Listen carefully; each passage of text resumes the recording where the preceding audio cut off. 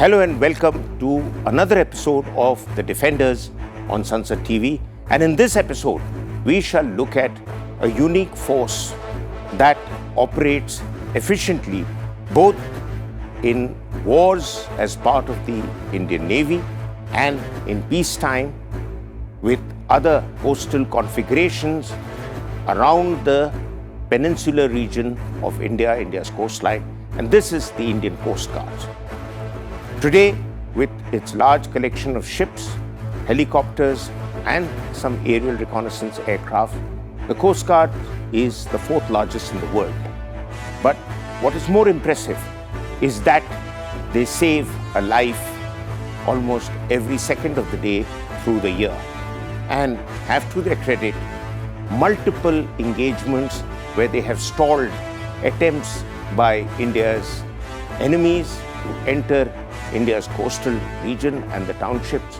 They work closely with the Navy in the event of hostilities being declared by the Indian Armed Forces against an adversary, and at other times they work under the coastal headquarters, which is obviously in sync with various naval commands, but also the headquarters of the integrated services in Delhi.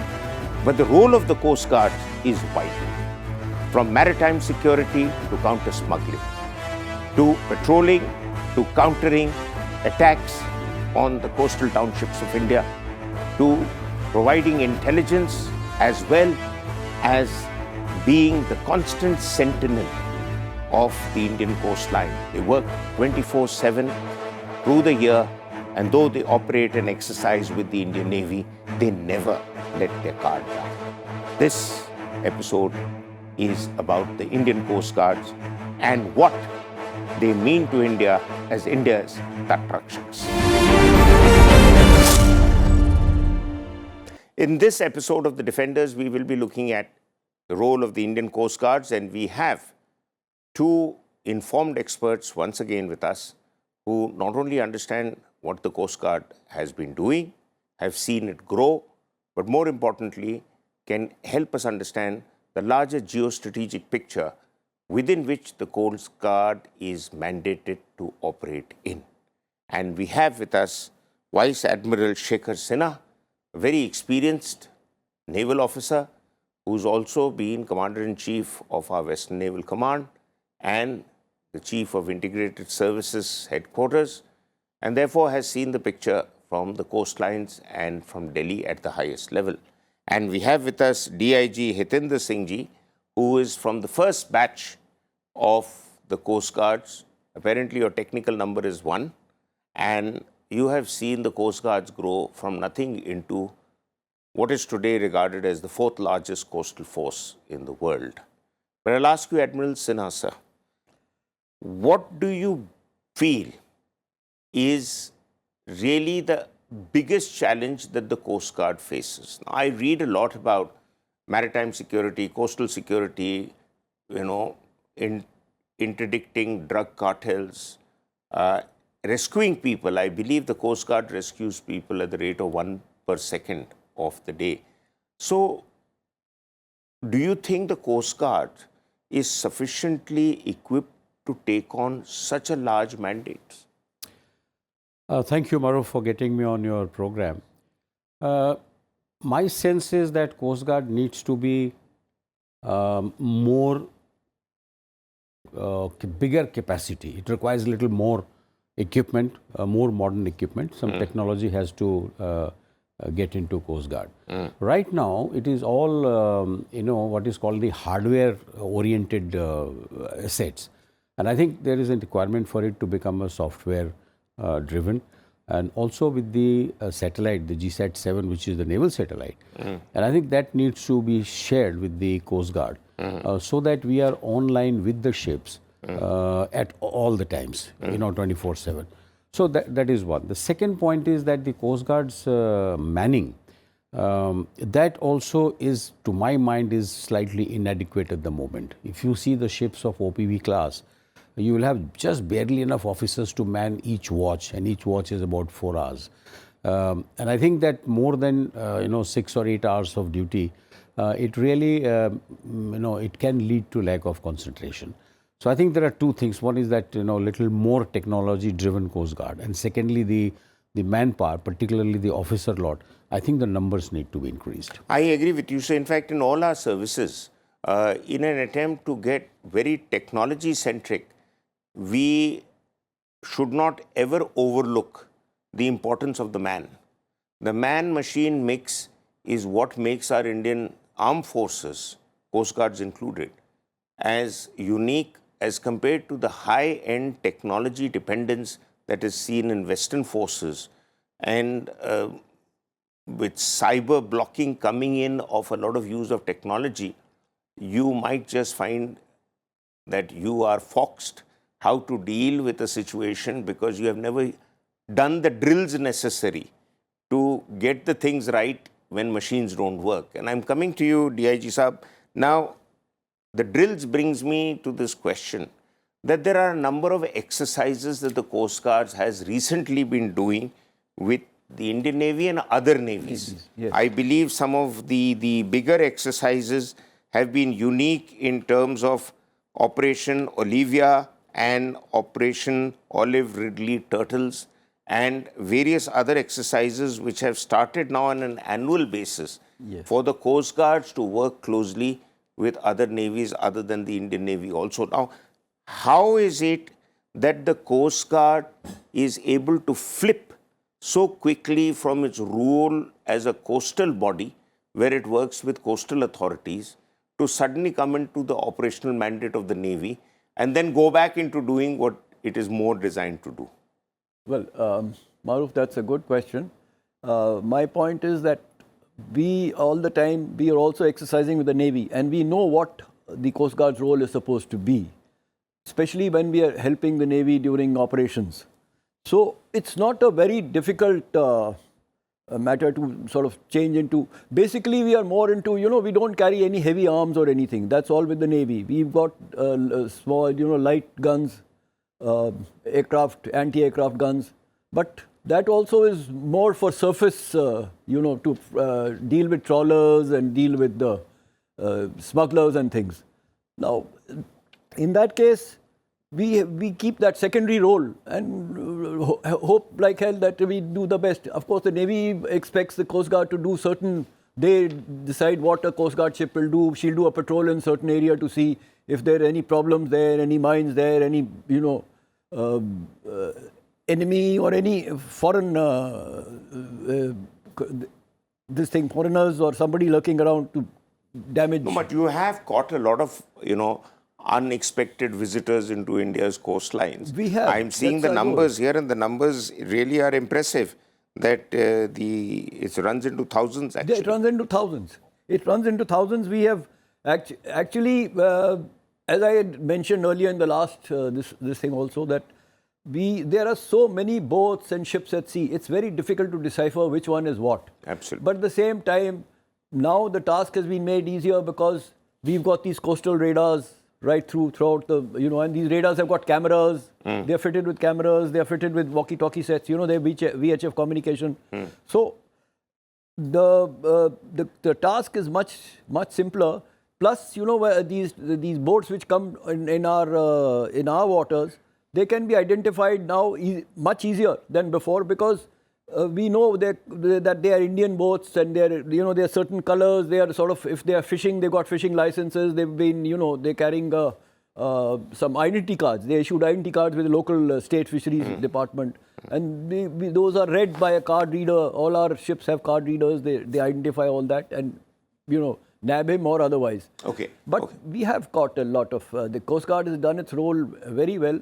And I must also tell you, when we started, it was very, very small. I mean, I'm talking about the 70s and early 80s. Now we are at almost 160 ships and 66 or 70 aircraft. Which is bigger than many air forces and navies of the world. That's what I'm telling you. And so it's grown. It's grown after the 2611 thing, the problem. The government got wise and said, no, we've got to strengthen the Coast Guard. I'll come to you with the 2611 question after this. Okay. Admiral Sinha, sir, you mentioned to me just before the show that, the synergy between the Coast Guards and the Navy is good, in fact, very good. And this synergy is achieved obviously because of regular training engagements and regular initiatives. Now, two questions that come out of this. One is that while the training engagements are taken on, how does the Coast Guard cope up with the other duties that obviously it will have to divert manpower to the training engagements too? Because those duties, if you look at it on paper year-round, appear to be a large mandate. So how do they pull out forces to take on training while the forces required continue to man our coastlines, which are over 7,500 kilometers? Some would say that it's as big as our land borders. So there is a challenge there. The second thing is that while the Coast Guard does all this and moving in from an operational control under the Navy back to the operational control under the non-Navy setup, what are the thumb rules for switching under control of the Navy and moving back? Since you've been a Fleet Commander-in-Chief of the Western Naval Command, you would have looked at the entire Arabian Sea in its entirety. Your views, sir? Firstly, Maroof, the training at the Naval Academy is done jointly. That is number one. So, we prepare people for Coast Guard officers basically as a maritime combatant capable. Okay. So, the Coast Guard officers also go through Naval Academy? Yes. And in the staff, we have sufficient number of Coast Guard instructors who are placed, who take the Coast Guard specific classes. So that is number one. Secondly, the sailing and the maritime coastal security that you spoke about and DIG also mentioned, 2611. All I'll say is that, the maritime challenges don't start at the coastline.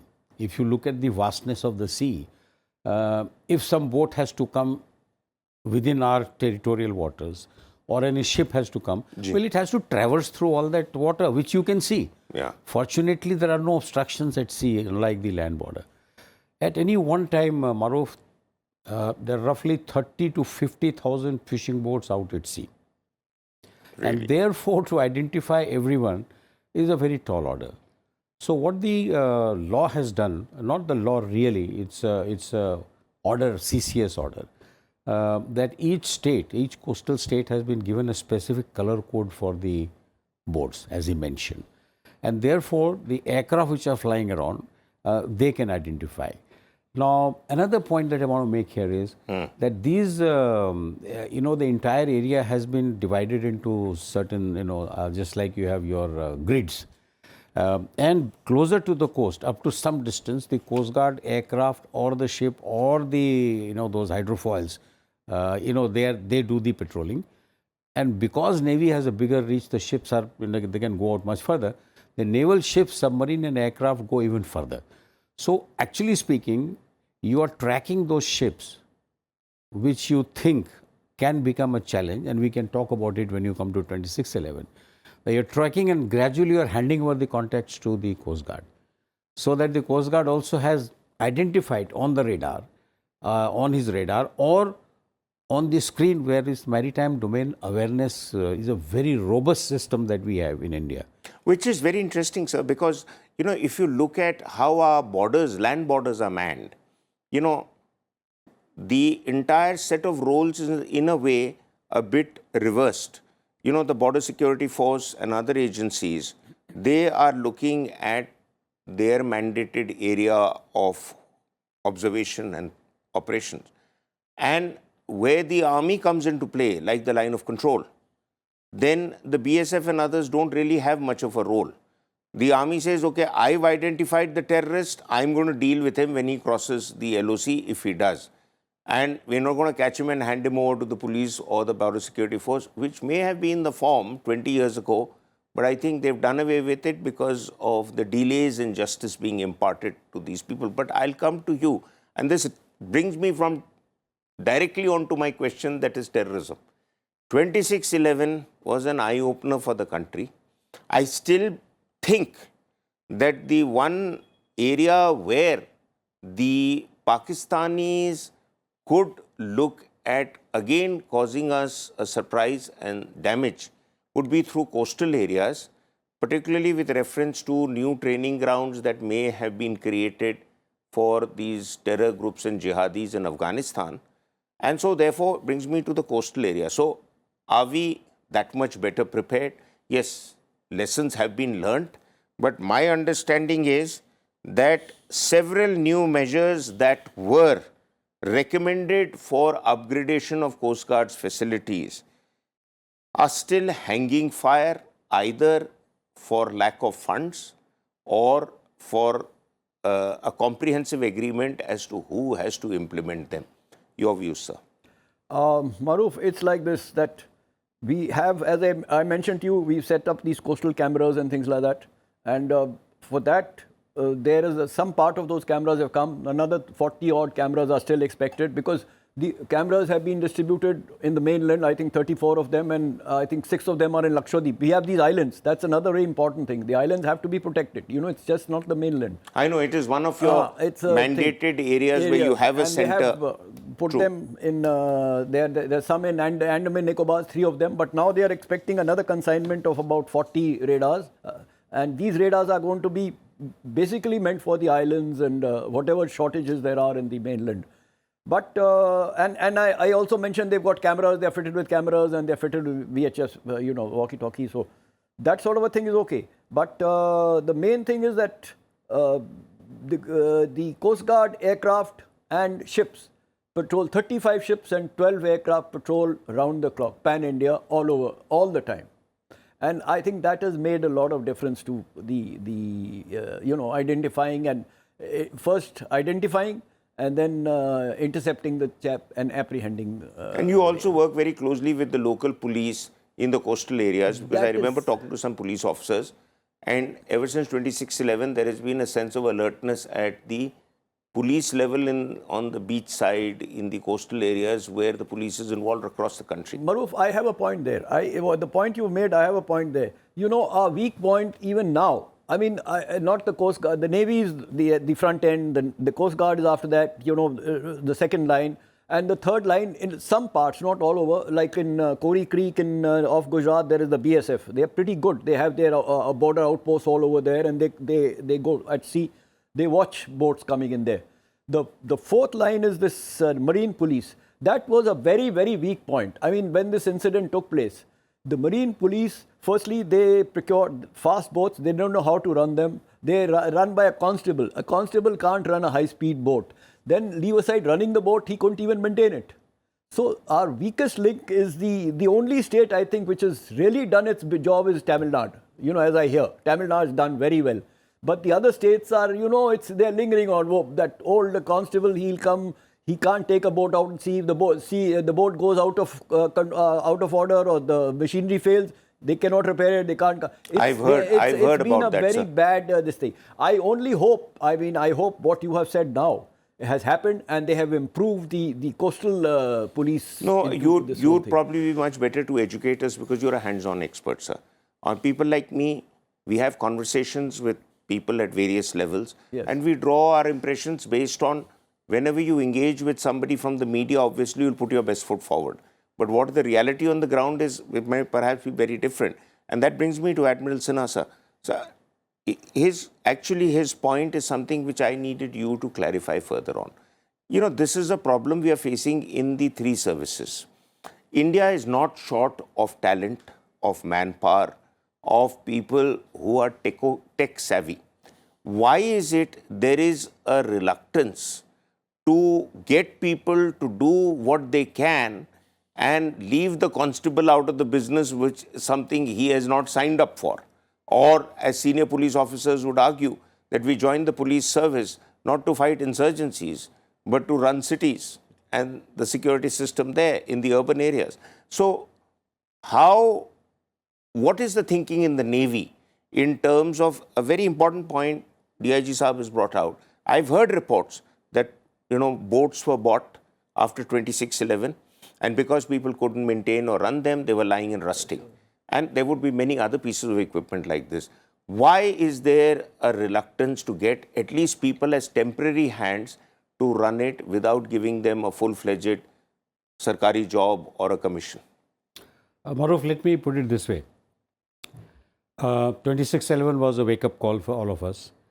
And soon thereafter, Marine Police was created. Now, human beings are primarily land lovers, if you like, and therefore they have a lot of reluctance to wet your feet. Coast Guard and Navy, because of their training right from very early days, they have wet their feet and they know what marine life is all about. So that reluctance is very much there as far as the Marine Police is concerned. But having said that, we also have been conducting some small training capsules for them.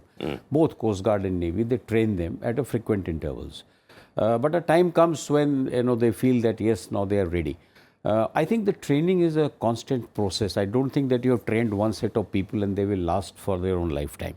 And it must become a regular, sort of. Which is something that the armed forces are wedded to. Absolutely. But I cannot say that for the police forces. Absolutely. You are absolutely right. And therefore, this training needs to be a rolling process. That's number one. The second is, there is always a turf war. As you would have already experienced in so many years of your public appearances, that the individually we are very brilliant people. As you said, we are tech savvy, but somehow collectively we tend to remain in our up your sleeve and don't tend to part with this knowledge. If that happens, I think the things are on the improvement. They're looking up. People have to, the difference between the peacetime and wartime is actually dissipated. It's not there because it will remain. It's called a very uneasy peace, as you have been calling this. I have often said so, sir. Yeah. We've lost more people in this uneasy peace than we've lost in all our wars put together. And it's not going to be any different because today, which you will be talking, what does it happen? You want something to make news, and for that, war doesn't have to break out. There was a time when you were in the army, war was between two armies and two armed forces. At least you knew your enemy. But now it has penetrated the civil area. Absolutely. You look at shooting, you can shoot down a merchant ship, you can bring down a civil aircraft, you can bring down the power sector by cyber. There's so many things. I know. So that's a subject of a separate debate, and I've just been writing about it. But DIG Saab, you will respond, sir, but my question also. Nahi to aap respond kar le, then I'll ask you a question. What I wanted to say is that apart from this, the Marine Police, I mentioned that the shortages which the Admiral has spelled out and how to sort of get over it. The most important point, Maroof, is this, that the best along the Indian coastline, and especially in the villages in the west where there are a lot of Mohammedan villages, Muslims living within Hindu villages, and even on the other side, the best intelligence that can be got is from the local constable, and that chap is not actually mentally fit to do that job yet. No, I concede that point. In fact, we should know that trawlers coming with the contraband or trawlers coming with this gold, they should be able to pass that information to the authorities. Now, sir, even terror attacks in cities require more alert and well-equipped beat policemen, because the man with feet on the ground will always tell you what technology can't pick up. But quickly, sir, last question, and need your views, that Coast Guards have always faced budgetary constraints. Yes. I'm aware of it, you are better aware of it. Within that, this obsession that you can only man the boats on the coastal area if you are employed by the government of India after a few selection process with a sarkari job and the perks and privileges could be one hindrance in not getting the man required to press the button and move the boats out of the coastal area and not let them rust. Is there that flexibility available in the system to get people in 3 months, 6 months, rotate them? After all, the army has territorial army. So why don't you suggest something like this for the Coast Guard? Oh, yes, that is a very good suggestion. I think this is the sort of thing that should be taken up, that we get people from outside, put them on board the ships, get them that psyche. They have to change the psyche, Maroof. If you don't change the psyche, he still has the psyche of a constable or he cannot run a boat or anything. The psyche must change. And as Admiral also put it, This is what we learned. Our psych, the Coast Guard, when it started, were raw people. We just picked up people from the field, from the schools and colleges, and put them there. And they were trained with the Navy. They were trained in the Naval Colleges of Engineering, Naval College of Electrical Engineering, Naval College of Gunnery, Navigation. So the psych changed. Everything changed. And that is where we need to do. Of course, not to the extent that the Coast Guard or Navy, Coast Guard has been trained, or or the Navy does it, but definitely to a limited extent. As you say, the territorial army, if he spends about 4 months or 5 months on a Coast Guard ship, or even naval, maybe naval ship may not be, because that is because of security reasons, but Coast Guard ship, yes. And they come in, they go back to their regular job.